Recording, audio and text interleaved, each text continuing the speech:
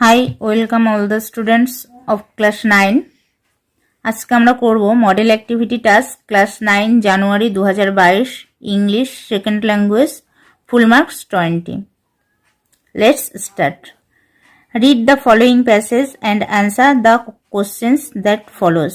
নিচের প্যাসেজটি পড়ো এবং যে কোশ্চেনগুলি দেওয়া আছে সেগুলির আনসার করো। কি দিয়েছে?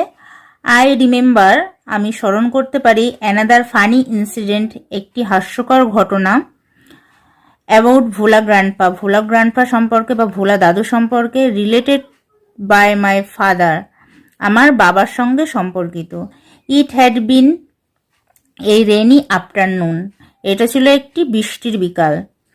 ভোলা গ্র্যান্ডপা, ভোলা দাদু, ওয়াইল্ড উইথ এক্সাইটমেন্ট, খুবই উত্তেজিত হয়ে, টোল্ড মাই ফাদার, আমার বাবাকে বলেছিল, and his friends, told my father and his friends, আমার বাবা এবং তার বন্ধুদের বলেছিল, দ্যাট যে হি হ্যাড সিন, সে দেখেছিল, এ গ্যাং অফ পাইরেটস, একদল জলদস্যু, they were burying a large box, তারা একটি বড় বাক্স পুঁতছিল, under one of the sand dunes, একটি বালিয়াড়ির নিচে, on the sea shore by our village, সমুদ্রের তীরে, আমাদের গ্রামের পাশে, অর্থাৎ আমাদের গ্রামের পাশে সমুদ্রের তীরে, বালিয়াড়ির নিচে তারা একটি বড় বাক্স পুঁতছিল।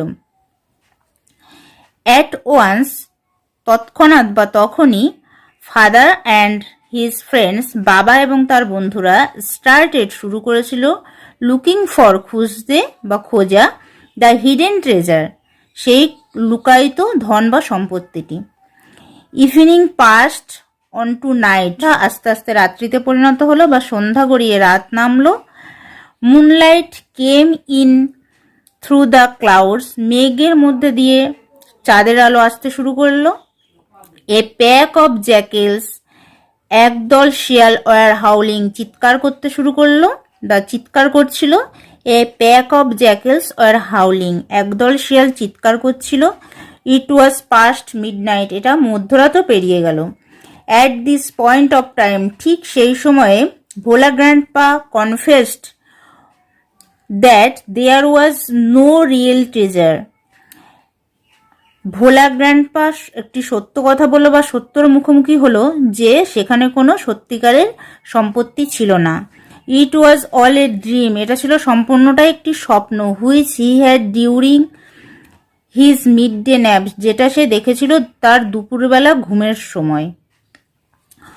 Once Bhola grandpa had a great adventure, once একদা ভোলা গ্র্যান্ডপা, ভোলা দাদু, হ্যাড গ্রেট অ্যাডভেঞ্চার, বড় দুঃসাহসিক অভিযান করেছিল, ইন দ্য সুন্দরবন, সুন্দরবনে। ইন দোজ ডেজ, সেই সময়ে, royal Bengal tigers freely roamed, স্বাধীনভাবে ঘুরত, দ্য ডেন্স জঙ্গল অব দ্য সুন্দরবন, সুন্দরবনের গভীর জঙ্গলে।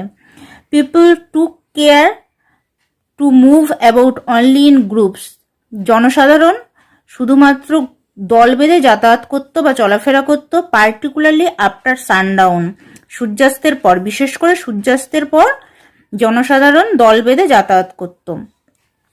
ওয়ান ইভিনিং, এক সন্ধ্যাবেলা বা একদিন সন্ধ্যাবেলায়, Bhola grandpa was returning, Bhola grandpa ফিরছিলেন, কোথা থেকে ফিরছিল? ফ্রম দ্য উইকলি মার্কেট, সাপ্তাহিক বাজার করে।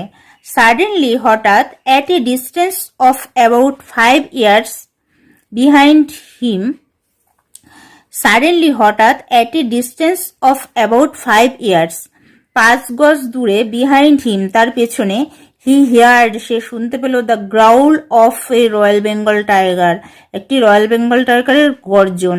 ভোলা গ্র্যান্ডপা টার্নড, ভোলা গ্র্যান্ডপা ঘুরলো, অ্যান্ড ফাউন্ড, দেখতে পেল, the bright gaze of the tiger, বাঘের সেই উজ্জ্বল চোখ, অন হিজ ফেস, তার মুখের সামনে। ভোলা গ্র্যান্ডপা ইনস্ট্যান্টলি, ভোলা গ্র্যান্ডপা তৎক্ষণাৎ অর্থাৎ তক্ষণই, ক্লাইম্বড আপ, উঠে পড়ল, এ নিয়ার বাই ব্যানিয়ান ট্রি, একটি কাছাকাছি বট গাছে।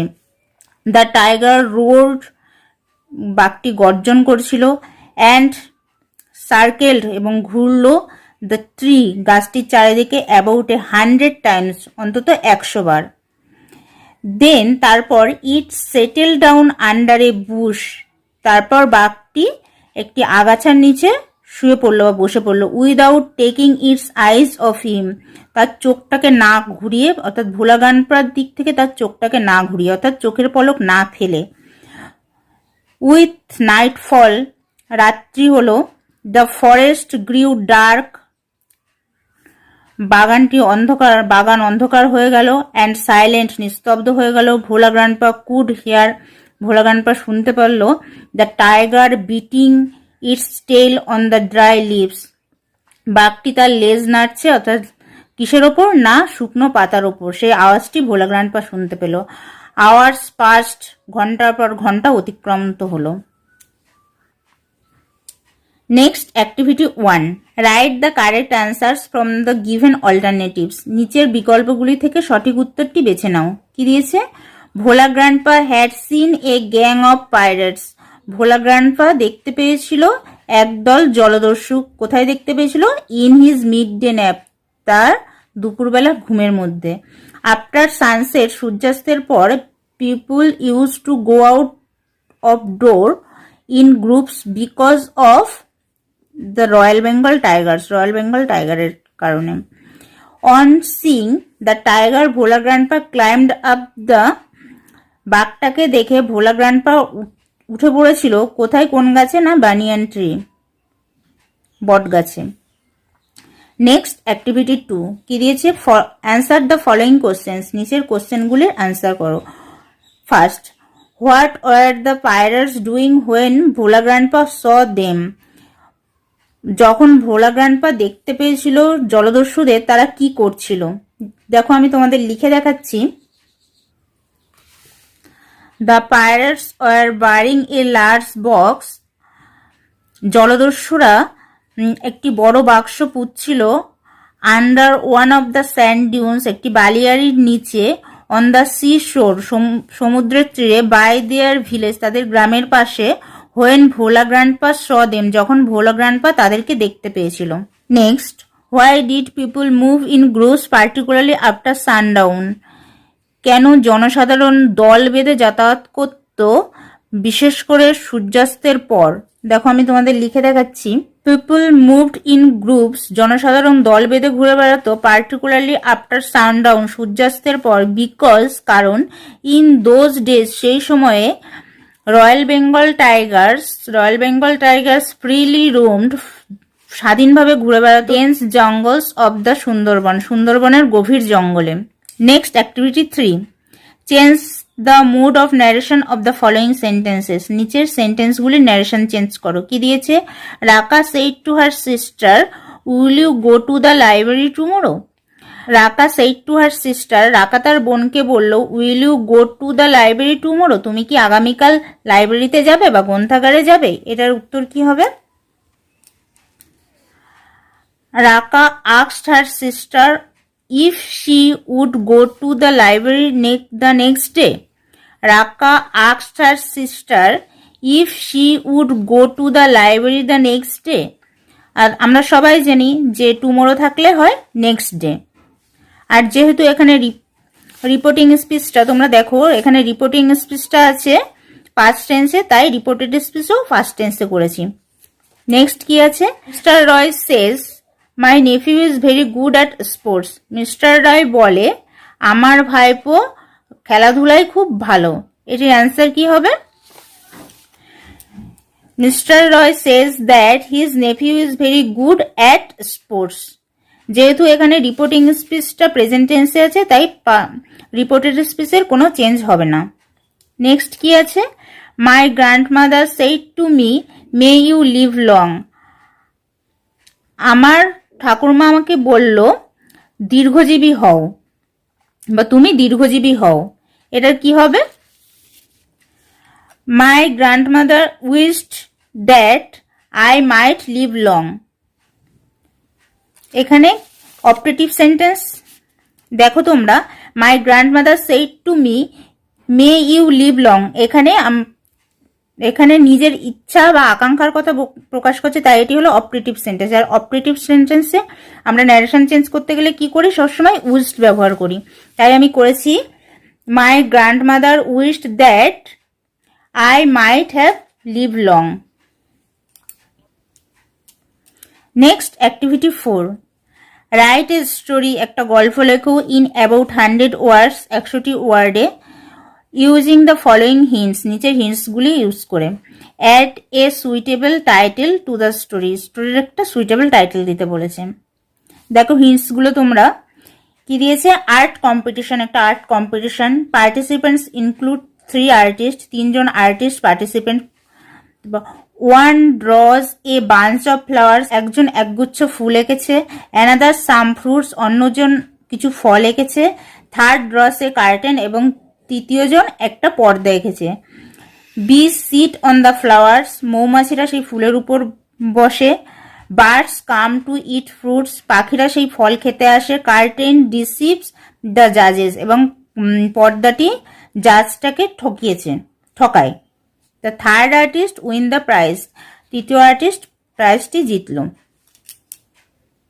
দেখো আমি তোমাদের এটা লিখে দেখাচ্ছি। দেখো আমি লিখেছি দ্য 3 আর্টিস্ট অ্যান্ড দ্য জাজ, 3জন আর্টিস্ট এবং জাজ। ওয়ান্স, দেখো the there lived 3 artist in a city, একটি শহরে 3জন আর্টিস্ট বসবাস করত। দে ড্রিউ, তারা আঁকতো, পিকচার ছবি, শো ওয়েল, খুবই সুন্দর, অ্যান্ড ব্রিলিয়ান্টলি, উজ্জ্বলভাবে। দ্যাট নান কুড ডিসাইড, কেউই ডিসাইড করতে পারতো না বা সিদ্ধান্ত নিতে পারতো না। হু ওয়াজ দ্য বেস্ট, কে তাদের মধ্যে ভালো, সব থেকে ভালো। Once an art competition was held, একদা একটি আর্ট কম্পিটিশন অনুষ্ঠিত করা হয়েছিল। ইন হুইচ, যেটিতে এ প্রাইজ ওয়াজ ডিক্লেয়ার্ড, একটি উপহার ঘোষণা করা হয়েছিল। ফর দ্য বেস্ট আর্টিস্ট, সব থেকে ভালো আর্টিস্টের জন্য। The 3 artist took part in the competition, 3জন আর্টিস্টই ওই কম্পিটিশনে অংশগ্রহণ করেছিল। ওয়ান অফ দ্য আর্টিস্ট, এর মধ্যে একজন, ড্রিউ এঁকেছিল, কি এঁকেছিল? এ বাঞ্চ অফ ফ্লাওয়ার্স, একগুচ্ছ ফুল। He drew the bunch of flowers in such manner, সে এই একগুচ্ছ ফুল এরকম ভাবে এঁকেছিল। দ্যাট, যে এ সোয়ার্ম অফ বিজ, এক ঝাঁক মৌমাছি, মিস্টুক, ভুল করেছিল, them to be real flowers, একদল মৌমাছি বা একগুচ্ছ মৌমাছি ভেবেছিল যে এটা মনে হয় সত্যিকারের ফুল। দ্য সোয়ার্ম অফ বিজ, ওই একদল মৌমাছি, স্যাট অন দ্য ফ্লাওয়ার্স, ওই ফুলের উপর বসেছিল। দ্য জাজ অফ দ্য কম্পিটিশন, সেই কম্পিটিশনের জাজ, ওয়াজ সো ইমপ্রেসড, খুবই মুগ্ধ হয়েছিল, বাই দ্য পিকচার, এই ছবিটির দ্বারা বা এই ছবিটি দেখে। দ্যাট, যে he almost made up his mind, সে তার মনটাকে প্রায় গঠনই করে ফেলেছিল বা সে সিদ্ধান্ত নিয়ে ফেলেছিল মন থেকে, to give him the prize, তাকেই প্রাইজটি দিতে বা ফার্স্ট আর্টিস্টকেই প্রাইজটি দিতে। অ্যানাদার আর্টিস্ট, অন্য আরেকজন আর্টিস্ট, ড্রিউ এঁকেছিল সাম ফ্রুটস, কিছু ফল এঁকেছিল। ইট ওয়াজ সো বিউটিফুল, এটা ছিল খুবই সুন্দর, অ্যান্ড অ্যাপিয়ার সো ন্যাচারাল, এবং খুবই প্রাকৃতিক দেখাচ্ছিল। দ্যাট, যে the birds came down from the neighbouring trees, পাখিরাও পাশের অন্য গাছ থেকে আসছিল, to peck at the fruits, ওই ফলগুলোকে খেতে। দ্য জাজ অফ দ্য কম্পিটিশন, ওই কম্পিটিশনের জাজ, ওয়াজ সো ইমপ্রেসড, খুবই মুগ্ধ হয়েছিল, বাই দ্য পিকচার, এই ছবিটির দ্বারা। দ্যাট হি অলমোস্ট রিজলভ, এবং প্রায় জাজটি দৃঢ় সংকল্পই করে ফেলেছিল, টু গিভ, দিতে, হিম, তাকে, দ্য প্রাইজ, অর্থাৎ সেকেন্ড আর্টিস্টকে জাজটি প্রাইজ দেওয়ার জন্য তার মনকে পুরো তৈরি করেছিল ফেলেছিল বা দৃঢ় সংকল্প করেছিল যে তাকেই দেবে। দেন, তারপর, he went to the another artist, তারপর তিনি পরের আর্টিস্টের কাছে গেলেন। অ্যান্ড আস্কড হিম, এবং তাকে জিজ্ঞাসা করলেন, হোয়াট হ্যাভ ইউ ড্রন, তুমি কি এঁকেছো বা আপনি কি এঁকেছেন। The artist them pointed to a curtain, আর্টিস্টটি তাদেরকে একটি পর্দা দেখালো। দ্য জাজ থিঙ্কিং, জাজটি চিন্তা করলো বা ভাবলো, দ্যাট, যে the drawing was behind the curtain, মনে হয় আঁকাটা এই পর্দার পেছনে আছে। ওয়েন্ট আপ টু ইট, এটির কাছে গেল। অ্যান্ড পিপড ইন, এবং এটি সরানোর চেষ্টা করলো বা সরাতে গেল। He realise to his wonder that it was not a real curtain, সে তার বিস্ময়কে রিয়ালাইজ করতে পারলো বা সে বুঝতে পারলো বা তিনি বুঝতে পারলেন যে এটা সত্যিকারের পর্দা ছিল না, but just the picture of it, এটা শুধুমাত্র একটা ছবি ছিল বা পর্দার ছবি ছিল, ড্রিউ অন দ্য ওয়াল, একটি দেওয়ালে বা একটি দেওয়ালে আঁকা শুধুমাত্র একটি ছবি ছিল, এটা সত্যিকারের পর্দা ছিল না। The drawing had deceived a human being, এই আঁকাটি একটা মানুষকে ঠকিয়েছিল। হোয়াইল, যেখানে the first drawing had deceived the bees, যেখানে ফার্স্ট আঁকাটি ঠকিয়েছিল মৌমাছিকে। The second drawing deceived the birds, second আঁকাটি ঠকিয়েছিল পাখিদেরকে। দাস দ্য জাজ অ্যাওয়ার্ডেড, পুরস্কৃত করল দ্য প্রাইজ, পুরস্কারটি টু দ্য থার্ড আর্টিস্টকে, কারণ যেহেতু থার্ড আর্টিস্টই একটা হিউম্যান বিংকে ঠকিয়েছিল, তাই এখানে থার্ড আর্টিস্টকেই পুরস্কৃত করা হলো। মোরাল অফ দ্য স্টোরি কি? Intelligence is required even in art, অর্থাৎ বুদ্ধিও আর্টের ক্ষেত্রে খুবই প্রয়োজন। আশা করি তোমরা সম্পূর্ণ ক্লাসটি বুঝতে পেরেছো। আর যদি আজকের ভিডিওটি ভালো লেগে থাকে তাহলে অবশ্যই লাইক, কমেন্ট ও শেয়ার করতে ভুলবে না, এবং এখনও যারা সাবস্ক্রাইব করোনি আমার চ্যানেলটিকে অবশ্যই সাবস্ক্রাইব করে পাশে থাকা বেল আইকনটি প্রেস করে দিও, যাতে প্রত্যেকটি ভ্যালুয়েবল নোটিফিকেশন তোমাদের কাছে পৌঁছয়। Wish you all till then take care, দেখা হচ্ছে পরের ভিডিওতে। Thank you.